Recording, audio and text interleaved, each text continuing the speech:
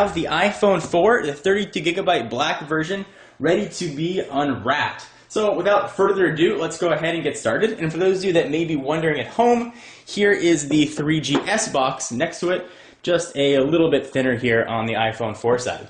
So of course, we will use the big old knife to dig in. Go ahead and cut through the packaging. And the way the box looks is very familiar to older generation iPhones. It's got a picture of the device on the front, Apple logo, iPhone 4, and then some specs on the back. But enough about the box. It's what's inside that counts. Go ahead and open it up.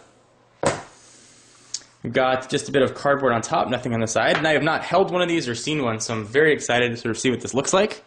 Here is the iPhone 4, and I can tell you it feels very solid in hand. Very impressively so, actually. But we'll put that off to the side for just a minute, and we'll dig in and see what else we get. So inside, designed by Apple in California, odds are you're going to have your fingertips, and I believe the SIM removal tool has SIM removed itself from the packaging. So fingertips, iPhone 4, and a few Apple stickers, for those of you that were wondering. Push that off to the side, and sort of your standard array of accessories. You've got your USB wall charger, USB and sync cord, and headphones look to be the same with the inline mic. But enough about that. Let's take a look at the iPhone 4 itself, since that is the main attraction of the show here. Go ahead and pull off the plastic, which is sort of a one-time thing.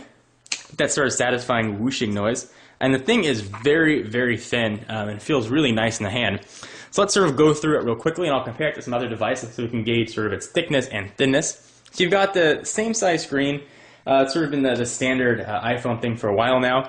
A home button, which feels a bit clickier. You're front-facing. I believe that's a VGA camera.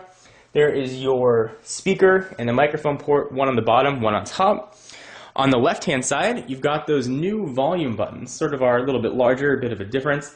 And you've got your new profile switcher right at top.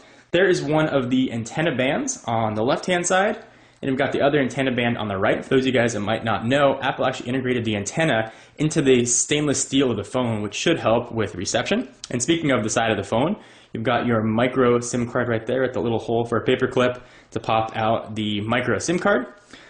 Top, there is the hold and power button, 3.5mm headset jack, and that other little hole is that microphone we talked about. And there is one of the seams for those antennas.